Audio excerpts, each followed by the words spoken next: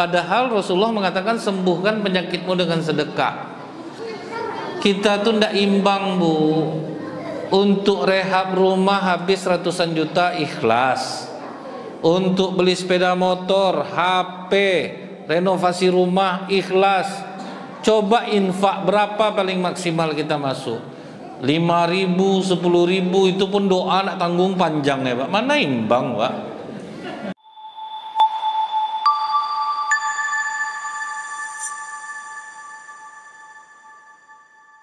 Tatkala Rasulullah SAW ini pada masa kecilnya, kita semua tahu beliau kan yatim, Pak. Dan kebiasaan masyarakat Arab waktu itu, Bu, mencarikan ibu susuan untuk anak-anak mereka, dan dicari itu ibu-ibu yang baik akhlaknya.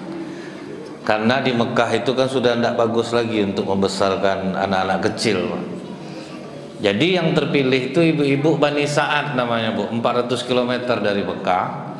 Ibu-ibu Bani Sa'ad ini karena mereka sibuk berladang, beternak, jadi begunjing ini kurang betul, Bu. Dia kan yang membuat kita banyak begunjing itu kalau waktu kosong, Pak. Dan ibu-ibu jangan terkecil hati, bukan ibu-ibu aja begunjing sekarang, bapak sama juga, Bu. Cuman beda gaya aja sebetulnya. Saya kadang-kadang kalau dengar bapak bilang, alah mulut ibu-ibu maklum aja lah kita, padahal sama aja, Bu.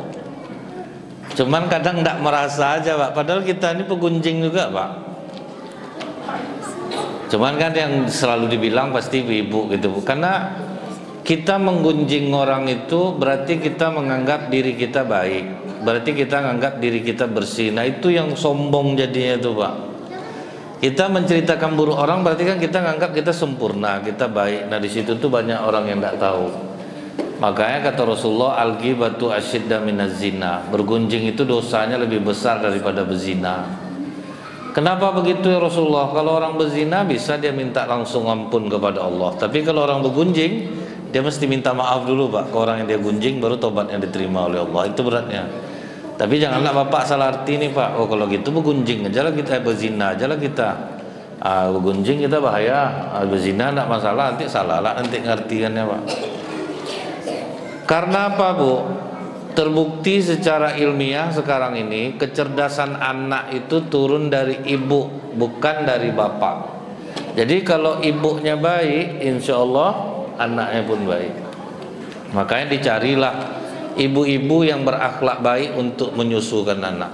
Saking gawatnya, Bu, masalah air susu ini, apabila perasaan seorang ibu tidak enak ketika menyusukan anak, maka air susunya akan mengandung racun. Makanya banyak yang bilang anak saya kena palasi pas menyusukan membiru aja badannya. Padahal enggak, Pak, itu perasaan ibunya yang tidak enak. Disusukannya anaknya, maka air susunya mengandung racun. Jadi kalau sedang berantem sama suami, lebih baik sampaikan ke suami, bentar ya Bang ya, aku susukan anak ini dulu, habis ini kelahi lah kita balik. Karena bahaya, Pak, efeknya. Efeknya itu bahaya. Jadi jangan dituduh-tuduh juga palasi-palasi, bukan. Perasaan ibu tidak enak, ibu susukan anak. Itulah hubungan batin yang kuat tuh, Pak. Makanya hati-hati, Bu. Kalau ibu hatinya lapang, baik, insya Allah turun pula kebaikan lewat air susu itu. Karena air susu ini, Bu, hubungan batin antara ibu dan anak. Kemanapun seorang ibu pergi, apabila dia menyusukan anaknya, pasti dia tahu kapan bayinya haus. Betul enggak, Bu? Dikasih Allah alarm, mengeras dada, menetes air. Betul ya, Bu ya?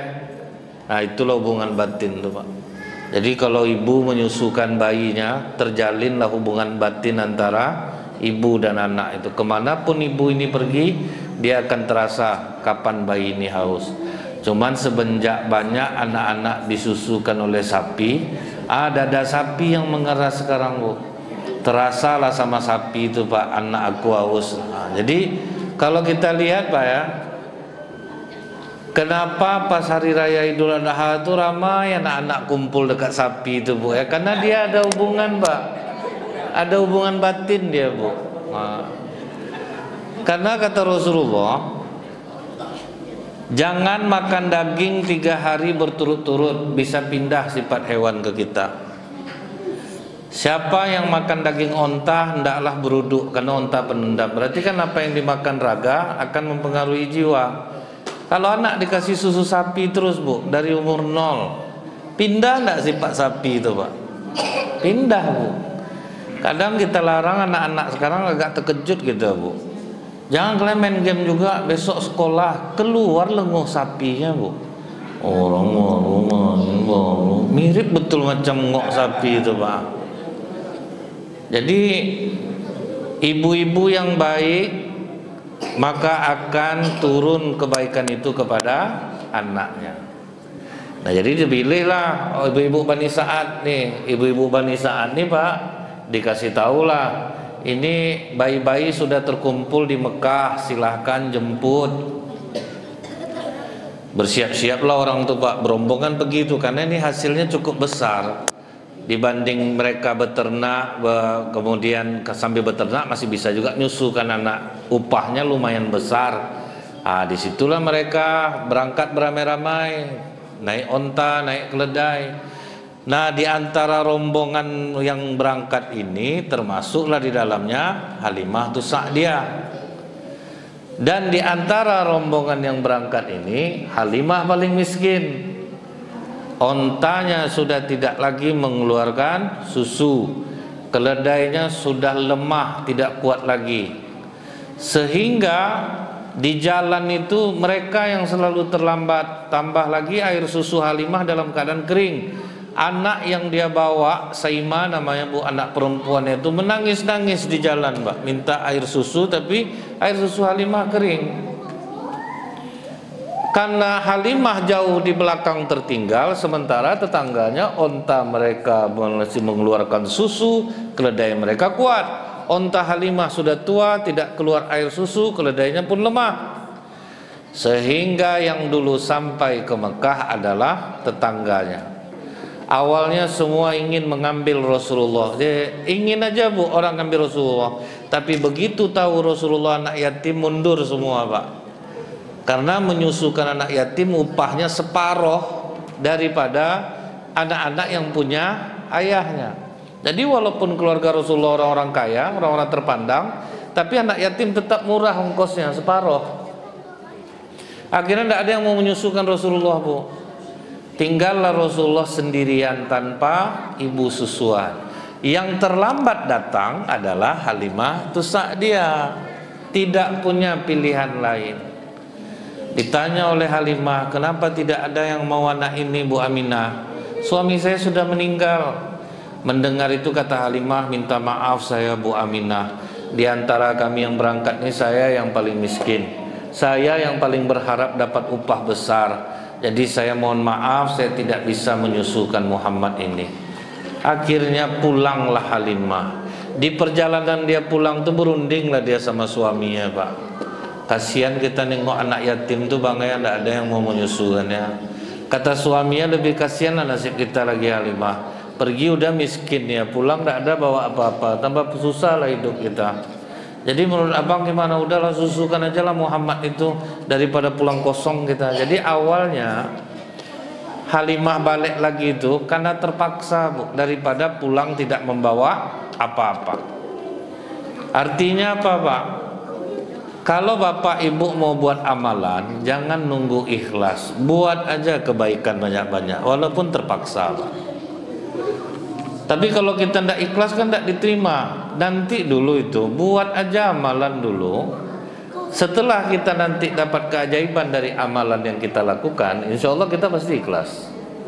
Misalnya gini nih, Bu, ada ibu-ibu dia mau tahajud malam, dibangunkannya anaknya, Dedek bangun sayang, videoin mama mau tahajud. Dia mau diposting malam itu juga di Instagram, Pak. Nampak lah, Bu, kamera tuh yang goyang, Bu, ngantuk anaknya mungkin, Pak. Di videonya lah mamanya, Bu. Langsung diposting mamanya pakai caption, berdua-dua dengan Allah di tengah malam yang sepi. Kan ria tuh, Pak. Anggap ibu ria. Tapi apabila gara-gara postingan ibu orang tengok tengah malam yang tak bisa tidur, Pak, terpikir dia untuk sholat malam itu, dapat enggak ibu pahalanya? Nah, dapat kiriman itulah tertambalah ria kita tuh Pak. Sedangkan yang buruk-buruk aja dipamerkan orang tiap hari, biar aja kita dibilang orang pamer dulu Pak. Sempat tergerak hati orang tahajud malam tuh gara-gara postingan bapak dapat kiriman pahala. Jadi yang ria tadi mulai tertutup-tutup. Makanya kata Rasulullah, ittaqillaha haitsu ma kunta wa adbi sayhatal hasanata tamhuha wa khaliqin nasa bi khuluqin hasanin. Takutlah kepada Allah di mana saja kamu berada. Iringi perbuatan buruk dengan perbuatan baik, karena perbuatan baik menghapus perbuatan buruk. Jadi kalau kita langsung ikhlas, tidak mungkin rasanya Pak. Besar proses ikhlas itu tuh Bu. Udah banyak yang kita alami dulu baru kita bisa ikhlas. Contohnya gini nih Pak Bu ya. Bapak Ibu sudah bertahun-tahun sholat ke masjid nih. Bapak Ibu tidak dipuji orang betul, tetap juga ke masjid Pak.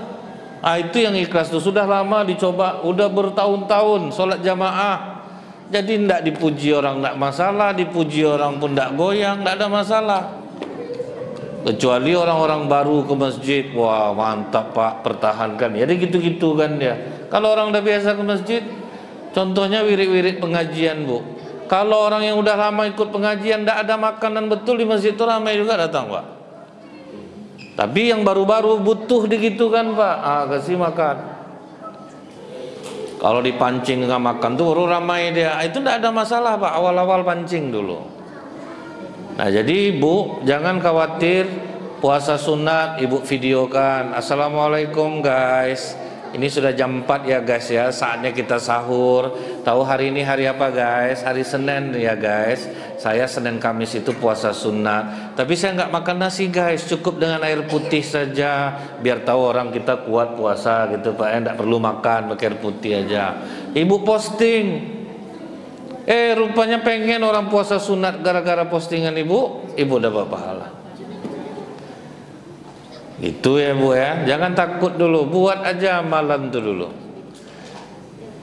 Karena untuk bisa mencapai ikhlas itu Bu, berat Pak. Ada nanti udah ndak pamer kita Pak, bisa kita penyakit kedua yaitu sum'ah. Sum'ah itu suka dipuji Bu. Ibu ndak pernah memamerkan ibadah, Bapak ndak pernah menengokkan zikir Bapak ke orang, baca Quran Bapak ke orang. Datanglah orang ngomong, Bu Ajah ya, Bu, saya tadi tidak sengaja keluar terakhir dari masjid, dengar pengurus cerita tentang Bu Ajah. Cerita tentang saya, ngapa? Luar biasa Bu Ajah ya, banyak nyumbang di masjid ya, salut saya dengarnya. Astagfirullahalazim, itu cerita bapak-bapak tuh. Iya Bu Ajah tuh tidak enak hati saya, padahal saya ikhlas nyumbang tuh. Ramai bapak-bapak tuh tadi, ramai Bu Ajah, apa-apa aja ceritanya, kan mulai itu Pak. Senang kita, itu semua.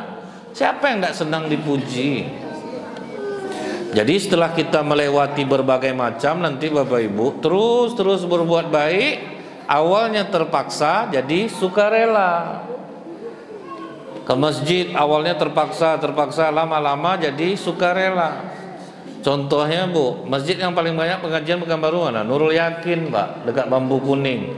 Pengajian non-stop setiap malam, setiap subuh. Idul Fitri pagi malam langsung ceramah Pak. Mereka prinsip jangan sampai putus. Bukan sedikit duitnya tuh Pak, tapi makin dibuat kebaikan itu, makin banyak uang datang Pak. Makin banyak. Awalnya jamaah benci juga Pak, banyak guna duit lagi, tidak kan pengajian-pengajian itu buat. Awalnya gitu, terus buat. Akhirnya jadi kebutuhan sekarang Bu. Tiap malam bukan sedikit dananya Pak, besar tuh Pak. Ceramah umumnya itu sama dengan tablik akbar tiap malam, itu isi amplopnya tuh Pak. Amplop tablik akbar setiap malam. Dia comot betul ustadz-ustadz nih Bu ya, tidak sembarang-sembarangan, dia betul-betul dihargainya gitu ilmu itu. Setiap malam, puluhan juta tuh Pak. Tapi mereka tidak takut Bu. Akhirnya yang ngaji di sana jamaah lintas masjid. Tadi dari mana datang jamaah tuh Pak? Waduh, berhamburan duit di situ tuh mudah. Awalnya orang tidak suka, tapi lama-lama menjadi kebutuhan Pak. Nah, jadi itulah untuk kebaikan nih Bu. Awalnya dipaksa, lama-lama terbiasa dia. Begitu juga dengan Halimah Sa'diyah, awalnya terpaksa Pak.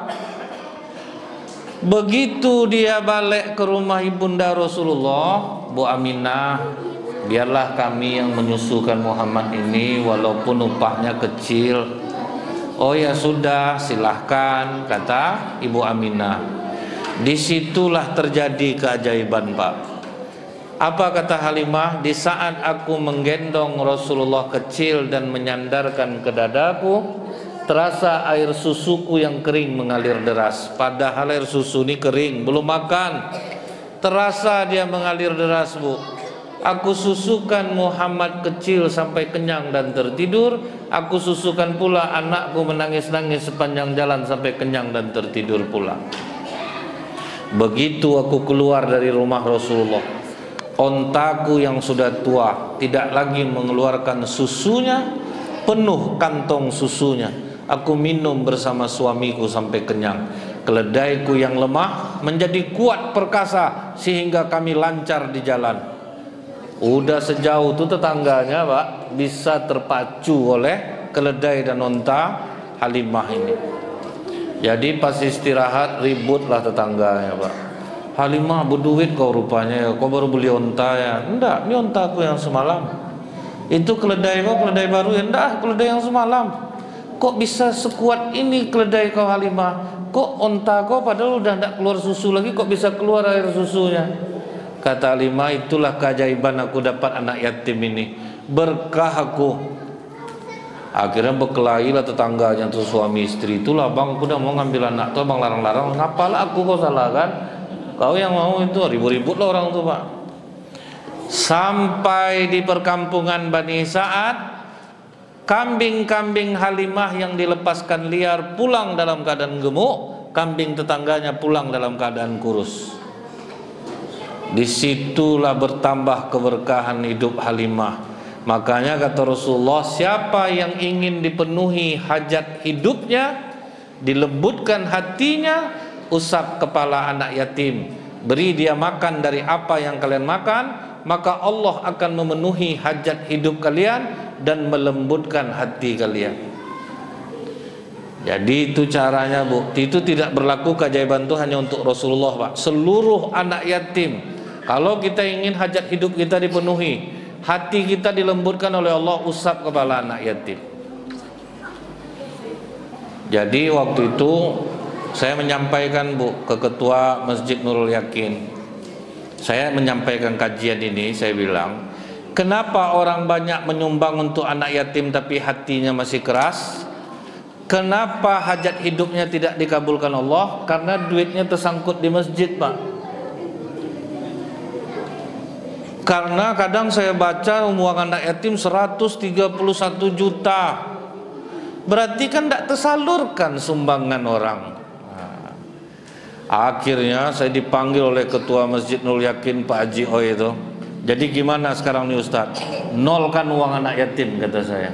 Karena anak yatim itu butuh belanja setiap hari. Dia butuh beli buku, dia butuh beli seragam, dia butuh beli ini dan itu. Oke, akhirnya mereka praktek Bu. Uang anak yatim di Nurul Yakin dinolkan Pak. Untung tidak tersinggung ketua masjidnya. Begitu itu diamalkan, saya tanya beberapa bulan kemudian, apa reaksinya Pak? Masya Allah Ustaz, tambah berkah masjid kita sekarang. Karpet udah bersedia, orang toko ngutangkan 2 tahun. Saya sebar di grup 2 minggu lunas katanya Pak. Rencana 2 tahun jadi 2 minggu. Kenapa? Hajat hidup tercapai, hati dilembutkan oleh Allah. Dia seperti gorong-gorong Pak. Gorong-gorong paret itu Bu, kalau besar air masuk, besar air keluar, gorong-gorong itu bersih Pak. Kalau besar uang masuk, keluarnya sempit, berlumut lah gorong-gorong itu. Itu yang membuat dia tidak bersih itu jadinya. Jadi ini kenapa kita tidak mendapatkan keajaiban? Karena kadang dia tertahan. Kalau dia tidak tertahan, insya Allah itu udah mulus semua itu, Pak. Contohnya nih, saya pernah menyampaikan di sini tentang Masjid Jogokarian. Kenapa kok seviral itu betul di Indonesia? Bapak dengar pengumuman setiap Jumat, saldo masjid kita 0 rupiah, habis, Pak. Apa guna uang itu? Dari umat dikembalikan untuk umat. Mereka tidak gencar membangun masjid. Yang penting masyarakat miskin semuanya didata, Bu. Tiap hari ada santunan, Pak. Jadi uang masjid itu habis untuk itu. Tapi anehnya apa? Masjid Jogokarian bisa bangun hotel, Pak. Tambah banyak duitnya, Bu. Di parkiran masjidnya apa tertulis, Bu? Hilang mobil bapak ibu, kami ganti baru. Hilang sepeda motor, kami ganti baru. Hilang sendal, kami ganti baru dengan merek yang serupa. Sementara masjid kita di Pekanbaru, tolong kunci ganda kendaraan Anda karena kehilangan, bukan tanggung jawab pengurus. Apa ndak berdenyut jantung orang sembahyang dibuatnya, Pak? Di situ tenang hati orang sholat, Bu. Hilang ganti baru, hilang mobil diganti.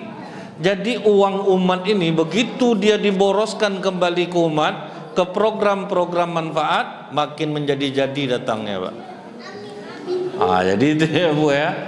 Itu yang saya pernah menyarankan ke beberapa kantor di Pekanbaru. Ternyata mereka bilang, dahsyat Ustaz. Walaupun mereka niatnya untuk duniawi, Pak.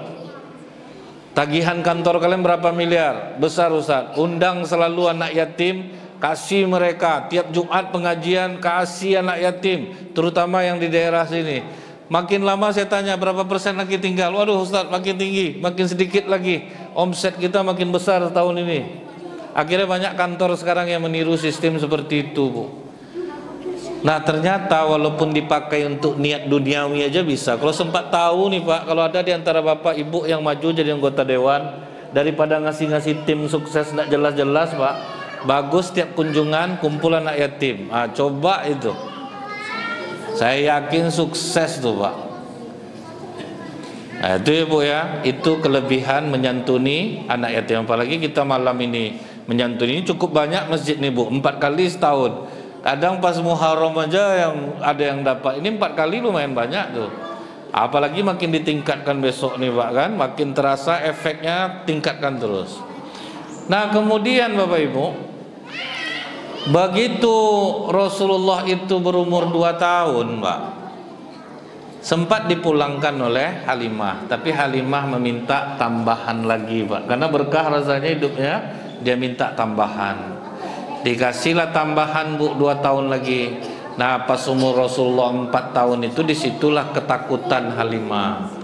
Sebab waktu Rasulullah sedang main, Pak, datang malaikat Jibril, ditariknya Rasulullah, dibelahnya dadanya, Bu. Yang diangkat apa? Kop di situ bukan hati tapi jantung. Jantung kita inilah semuanya, Bu. Dimarahi orang, jantung kita yang kena, Pak. Tersinggung dengan mulut orang, jantung kita juga yang kena. Dihina orang, direndahkan orang, jantung kita juga yang bergoyang. Kita berutang sama kedai, Bu. Lewat kedai dia itu berdetak jantung kita, rasa-rasa dipanggilnya kita. Yang tidak bayar arisan tiap pengajian, itu berdetak jantungnya itu, Bu. Yang temakan duit umat, temakan sama dia. Tiap kali pengumuman orang meninggal berdenyut jantungnya, Pak. Duit SKM udah habis kadang. Itu pasti jantung yang kena. Makanya, Bu, yang harus kita jaga, kenapa jantung yang dicuci oleh malaikat Jibril, Pak? Jantung kita ini bisa bersih, Bu. Kalau kita tidak iri hati sama orang, itu bisa bersih jantung kita tuh, Pak. Ibu kira iri hati ini yang mengenai orang biasa aja. Ustadz aja banyak saling iri hati, ya, dengki ini, Pak. Jangan Bapak Ibu kira Ustadz Somad viral, seluruh Ustadz suka. Banyak yang benci, Pak. Ustadz juga yang benci itu.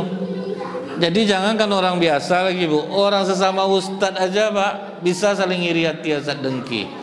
Kori-koriah di Riau ini bisa saling mendengki satu sama lain, Pak. Kita yang di masjid ini bisa saling mendengki sama lain walaupun kita sama-sama sholat, Pak. Karena, Bu ya, Kenapa kok gampang kita iri hati itu? Karena itulah dosa pertama yang dilakukan oleh iblis langit dan bumi ketika dia iri kepada Adam. Jadi ini udah tua nih Pak, sehingga kita dibuatnya lah iri hati sama orang jadinya Bu. Nampak orang berhasil, mulut kita mengucapkan alhamdulillah lah, tapi hati sakit Pak. Nampak kawan sukses, alhamdulillah lah, tapi hati sakit. Makanya Bu, cara untuk menyembuhkan penyakit iri hati itu, doakan kebaikan untuk orang yang tidak kita suka itu. Kita iri nengok kesuksesan orang, ya Allah sukseskanlah saudaraku ini, berkahilah hidupnya. Karena kata Rasulullah, apabila kita mendoakan kebaikan untuk orang tanpa dia ketahui, maka malaikat akan berkata, kau akan mendapatkan hal yang serupa. Kan enak tuh Pak, mindah-mindahin kekayaan orang, gitu aja caranya Pak. Terasa keajaibannya Bu, begitu kita doakan kebaikan untuk orang. Misalnya nih Bu, saya selalu mendoakan UAS Pak, semoga sehat. Ustadz Yahya, saya doakan. Ustadz-ustadz kita yang lain, rupanya itu Pak, kau pun akan mendapatkan hal yang serupa. Efeknya apa Bu? Kadang badan sehat walafiat. Kemudian kita mulai lapang hati kalau diundang-undang orang nih Pak. Tidak ada kita mikir lagi, ini harus sekian, itu harus sekian. Mulai itu Bu, karena kita mendoakan orang-orang yang soleh, akhirnya kita mendapatkan hal yang serupa. Perlahan-lahan kita akan mendapatkan hal yang serupa. Makanya itulah Bu, 9 dari 10 pintu rezeki itu perdagangan. Karena kalau di perdagangan nih Pak, kita bos, kita anak buah, kita bisa memilih kita mau usaha apa. Jadi kita tidak berusaha di tengah-tengah orang banyak sehingga saling iri satu sama lain. Ini jual lontong, ibu ini jual lontong lah, itu tuh yang buat penyakit hati itu Pak. Jual lontong bisa dekat-dekat, itu kadang ditengok kawan rame juga lontong bangkit, sakit hati dia Pak. Kan jadi itu tuh Bu. Makanya pilihlah perdagangan yang rasanya kita tuh tidak sama dengan yang lain. Ini lontong, ini miso, ini soto, ini mie goreng, kan enak Pak kan. Ini tengok orang jual lontong ramai iri lah, dibuatnya lah lontong Bu kan. Itu ada berkelahi jadinya. Susah Bu, di kantor gitu juga. Kawan lebih sukses sakit hati.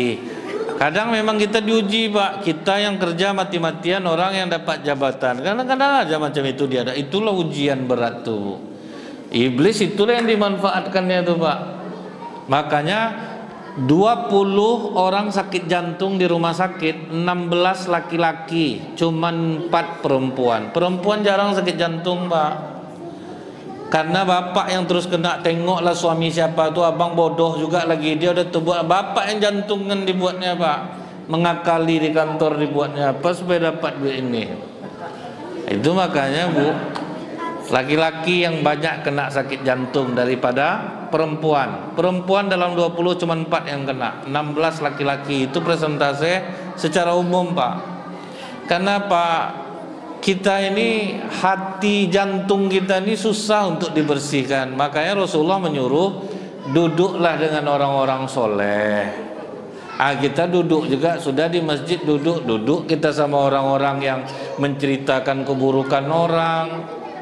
Belajar sekarang nih Pak, siapapun menceritakan buruk orang, tutup telinga kapan perlu pergi. Kadang kita ini menjadi introvert Bu, udah mulai malas untuk bergaul tuh Pak. Sebab apa? Besok di akhirat kita akan mempertanggungjawabkan sendiri-sendiri. Gara-gara kita berkawan sama orang-orang negatif Bu, kena kita jadinya Pak.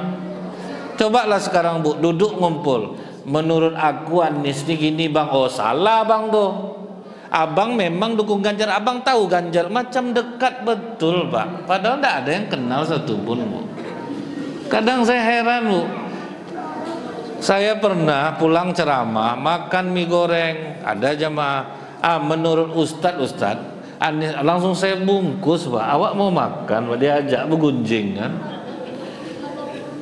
Jadi ini yang ini menjelang 2024 ini banyak nih Pak, memburukkan ini, mulai dari DPR, besok lagi wali kota, gubernur, buruk. Awak sembahyang juga habis pahala sembahyang tuh Pak, diimpor ke orang. Bapak Ibu tahu kenapa Mekah itu solid orang-orang Arab Saudi itu Pak? Mereka tidak bisa diprovokasi Pak. Saya pernah mencoba ngajak orang tuh bergunjing, tidak mempan Pak. Saya cuma ngajak gini Bu, gimana ceritanya Raja Salman ini meninggalnya? Pengawal Raja Salman. Jawabannya doa Bu, dia orang baik, semoga Allah meletakkannya di surga Firdaus. Banyak jasanya terhadap raja kami, baik semua Pak. Kalau kita dia kayak mana cerita? Duduklah dulu, minumlah kita, enggak kopi kita dulu. Itu panjang tuh Pak, dari maghrib ke isya tuh enggak selesai bahasnya Bu. Habis isya Pak duduk juga di masjid nih Pak.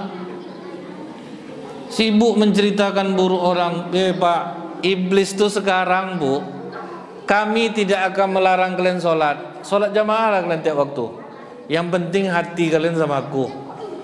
Makanya kita kadang Bu ya banyak berselisih paham. Ini begini, ini begini. Itu yang rusak jantung dibuatnya itu Pak. Makanya itu belajar dari diri kita sendiri dulu Bu. Bersihkan jantung kita ini dari iri hati, hasad dengki. Walaupun kita benci sama orang, jangan sampai benci kita itu akhirnya kita berbuat zolim sama dia. Kan pasti ada kita tidak suka sama orang. Tapi kalau tidak suka orang, jangan orang dibenamkan. Yang baik dia tetap ceritakan baiknya. Ada pejabat Bu ya, dia mau maju, dia ketemu sama saya di Pekanbaru, lama kami cerita. Begitu dia masuk mulai menjelekkan orang yang yang ikut lagi ini, saya langsung bantah. Tidak usah perlu buruk orang kita ceritakan. Program kita aja matang kan. Soal buruk semua orang ada buruknya. Walaupun ini orang baik sama saya nih Bu. Kalau memang salah ya salah Pak. Tidak bisa kita tuh Bu memihak-mihak ya bang, betul tidak bisa Pak. Kalau memang orang baik sebut baiknya. Kalau memang dia jahat kita pun ada kekurangan. Apa kira-kira untuk merubahnya? Itu baru aman jantung kita dibuatnya itu Pak. Sehari aja Bu kita tidak menceritakan buruk orang, lapang jiwa nih, enak bernapas tuh dibuatnya Bu. Kalau kita menceritakan buruk orang nih Pak, rusak saraf kita dibuatnya. Coba lah Bu, Bang, abang jangan tidur dulu malam nih Bang ya, kita bahas harta orang sebelah nih Bang, dari mana dia dapat duit. Lakinya pegawai negeri sama abang gaji segitu. Acok lah duit orang yang mau kita bahas malam tuh Pak. Apa ndak tegang saraf kita dibuatnya Bu. Kurang tidur kita jadinya.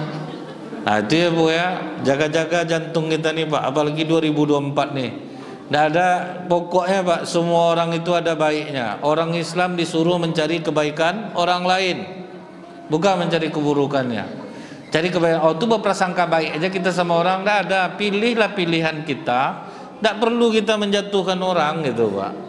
Pilihlah, siapa yang mau kita pilih silahkan. Saya milih Anies Pak, salah Pak, itu serah saya kan Pak. Bapak mau pilih siapa kan saya tidak menjelekkan Pak Prabowo, tidak menjelekkan Pak Ganjar. Bapak Ibu mau pilih Pak Ganjar ya terserah gitu Pak. Bukan harus pula menjelekkan ini, menjelekkan itu maksudnya Bu ya. Itu insya Allah aman jantung kita tuh Bu. Nah, karena yang membuat rusak jantung yang kedua ini apa lagi Pak? Kecintaan kepada dunia yang terlalu tinggi. Untuk menghapus kecintaan dunia ini apa Bu?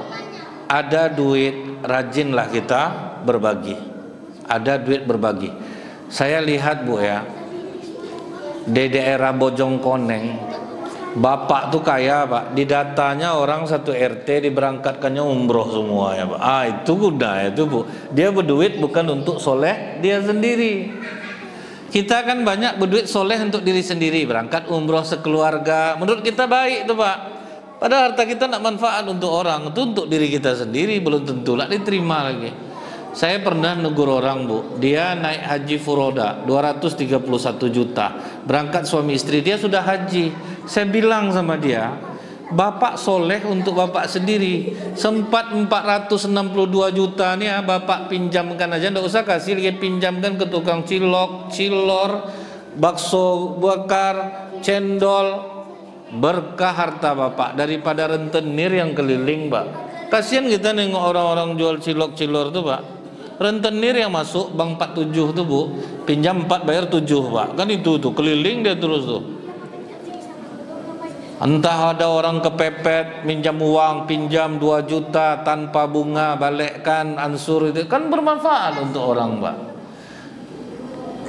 Anehnya itu apa, Bu? Orang Indonesia ini paling banyak penyakitnya di Arab Saudi. Kenapa? Hartanya tidak bermanfaat untuk orang, dia sibuk untuk dirinya sendiri. Orang di Arab Saudi itu, Bu, kecil-kecil anaknya lagi udah disuruhnya bujuk orang untuk mau dikasih makan. Maka tiap bulan Ramadan tuh dirayu-rayunya kita, Bu, agar mau ngambil makanan kita, makanan dia. Dan makanan yang diberikannya itu yang terbaik makanannya tuh, Bu. Kalau kita kan dari kecil anak udah kita aja, jangan kau makan di luar tuh, anak siapa tuh lain congok tuh habis nanti makan. Dari kecil tuh udah diajar pelit, Pak. Di situ udah diajar berbagi, Bu. Sehingganya faktanya apa sekarang nih, Pak? Rumah sakit di Arab Saudi sepi dari pasien. Sepi pasien. Rumah sakit di Pekanbaru penuh sama pasien. Artinya apa? Orang Pekanbaru kikir. Nah, itu artinya, Pak. Makanya rumah sakit penuh. Karena kata Rasulullah, sembuhkan penyakitmu dengan sedekah. Tidak mungkin Rasulullah bohong. Jadi kalau ada yang bilang, "Enggak, saya tidak pelit," buktinya rumah sakit penuh, itu udah tanda, Pak. Kok tidak disembuhkan Allah? Padahal Rasulullah mengatakan sembuhkan penyakitmu dengan sedekah.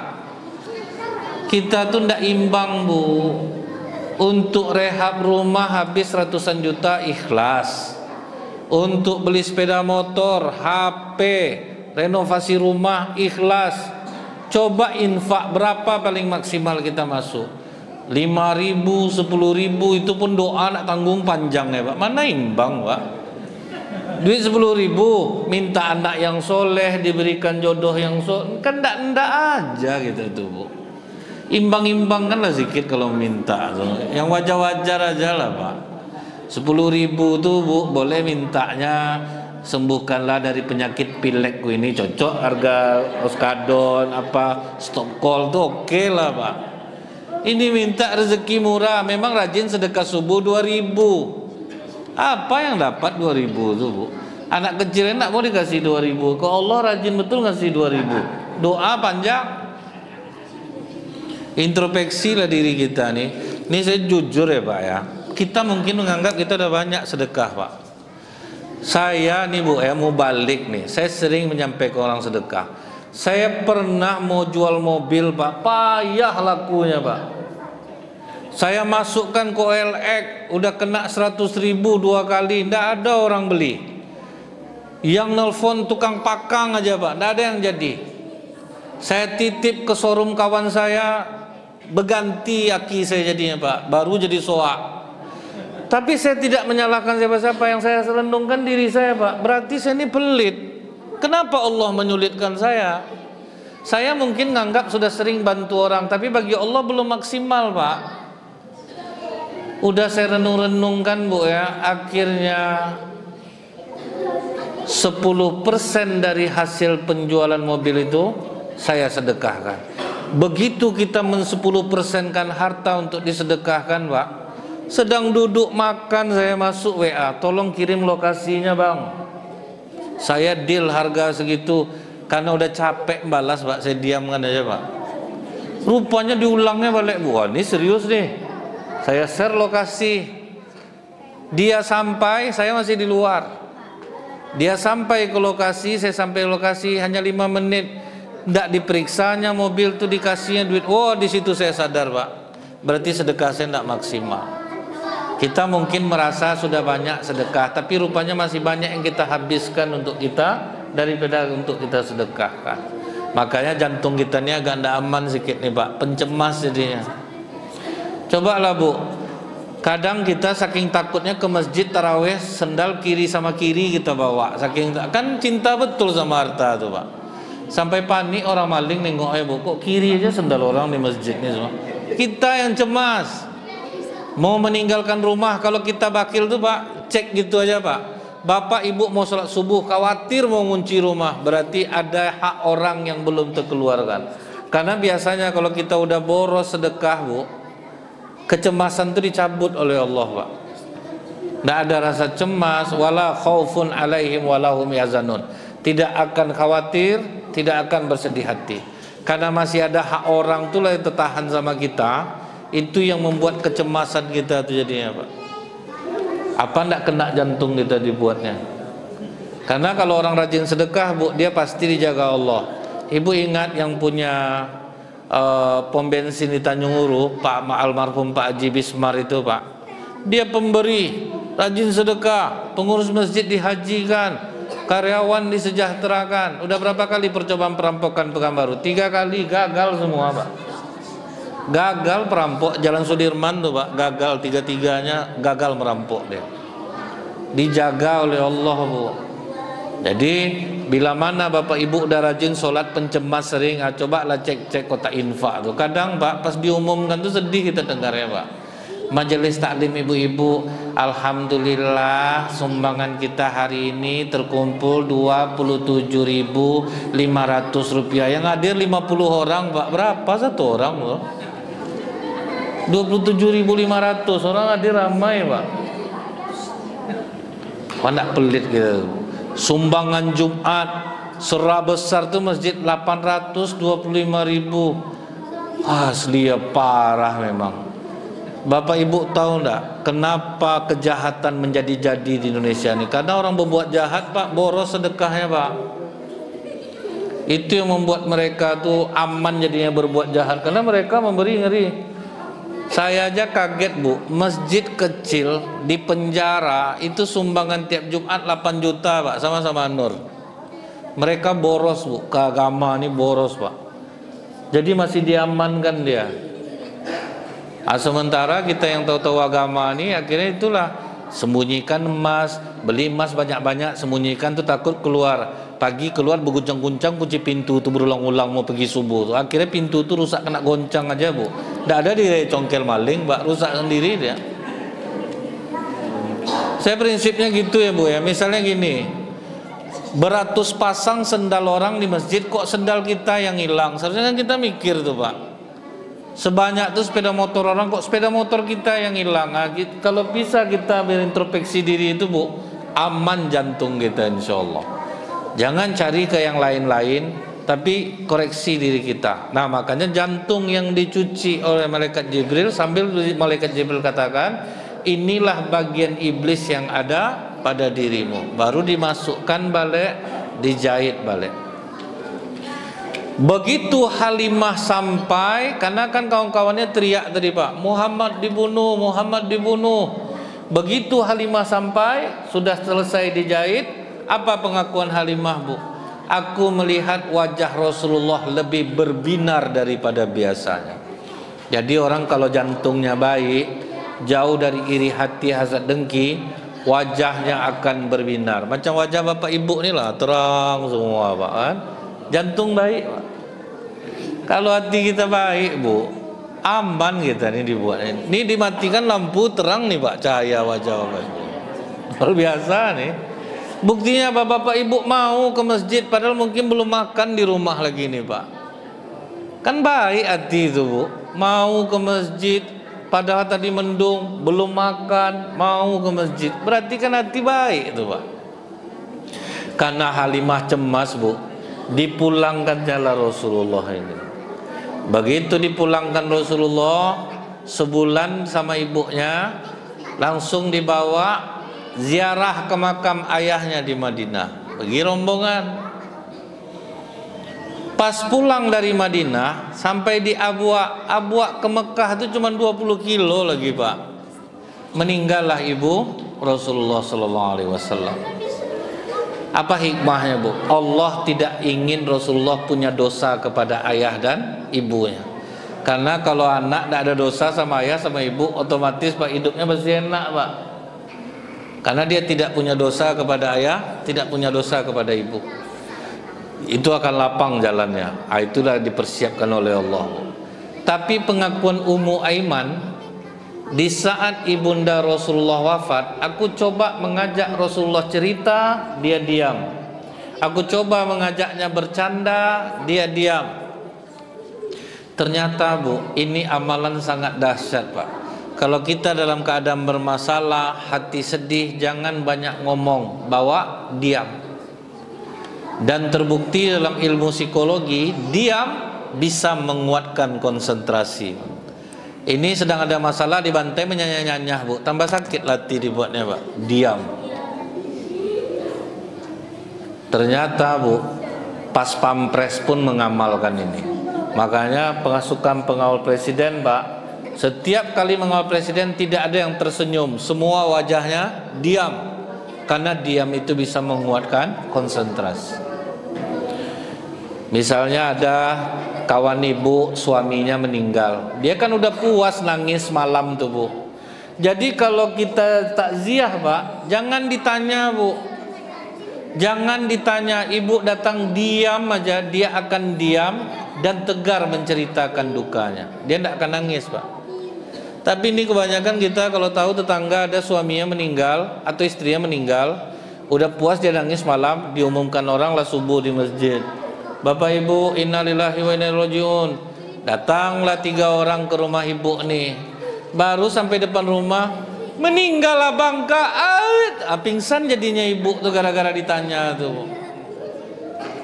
Itu rombongan pertama, baru tuh belum rombongan kedua, ketiga, Pak. Tiap datang bertanya, Bu, meninggal. Iya itulah, pingsan dia.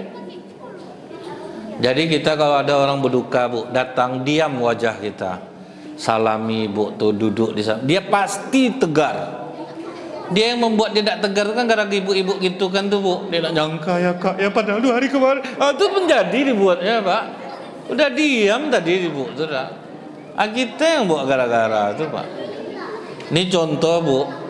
Misalnya, Pak, anak bapak, cucu bapak berkelahi di sekolah, pulangnya pasti diam. Kalau tidak bapak tanya, Pak, dia akan tetap diam. Kapan dia nangis? Kalau ibu tanya, ngapa pula kau cerungut pulang nih, kotor baju kau. Orang tidak ada salah, baru dia nangis, Bu. Kalau tidak diam dia tuh, Pak. Makanya Rasulullah ketika ibunya meninggal, dia tidak nangis, tidak sedih, dia diam. Karena diam itu bisa menguatkan jiwa, Bu. Nah, ini yang perlu kita amalkan, Ibu. Kita sakit, Pak. Kadang kan aduh tambah parah penyakit kita, Bu. Tapi coba sakit, diam. Bawa berzikir, pergi berobat. Itu, Bu, kekuatan kita dasar. Ini praktek nih, Bu. Misalnya ada yang sakit gigi, habis minum obat, kunci kamar, diam. Banyak-banyak aja istighfar. Tapi kalau dipegang, Pak, mengkek dia, Pak. Itu menjadi dia tuh, melejit tuh, Bu. Itulah gunanya kita diam. Yang jelas sakit, berobat. Saya ada salut ya, Pak, ya. Bapak nih sering sholat jamaah. Dia stroke, Pak. Dia selalu berdiri kalau sholat. Tak mau dia ngambil keringan dan duduk, itu tak mau dia. Jadi asal kena kipas angin, saya lihat dia tarik bajunya tuh, Pak. Ditariknya terus bajunya nih, Bu. Penasaran saya habis sholat, saya tanya, Atuk ngapa selalu narik ke meja Atuk kalau sholat? Dibuka lah, rupanya dia kena hairbest, Bu. Kayap tuh, Pak. Kalau kena angin tuh agak pedih dia, Ustaz. Tapi dia tidak ngeluh, Pak. Pas saya ceramah rumah sakit, saya tanyalah ke dokter, Bu, penyakit hairbest itu gimana, Dok? Kalau orang kena itu, Ustaz, sama dengan plastik dibakar, diteteskan ke kulit. Itu rasanya. Langsung merinding saya, Bu. Betapa tegarnya tuh, Pak. Tidak mau ngomong, diam aja. Ini kadang mak-mak nih kalau udah tua-tua nih, waktu anaknya tidak datang, tadi ke rumahnya bagus aja jalannya, Pak. Nampak mobil anak masuk tau pincang aja kakinya, Bu. Ngapa mama itulah sakit pula mama nih, Itu bisa salah diagnosa dokter nanti, Bu. Janganlah acting kita nih lagi, Pak. Ada ibu-ibu tuh, Bu, baru datang anaknya tahu di kona. Emak sepicing haram ndak tidur semalam tuh, khawatir anaknya, Pak. Dibawa ke dokter, dikasih obat tidur ndak jadinya, Bu. Tertidur betul ibu tuh lagi, ndak bangun-bangun dia sudah tuh, Pak. Kenapa? Dokter salah diagnosa karena informasinya seperti itu. Padahal mamanya ini enak tidurnya malam, Pak. Cuman dia acting depan anaknya, akhirnya salah diagnosa jadinya.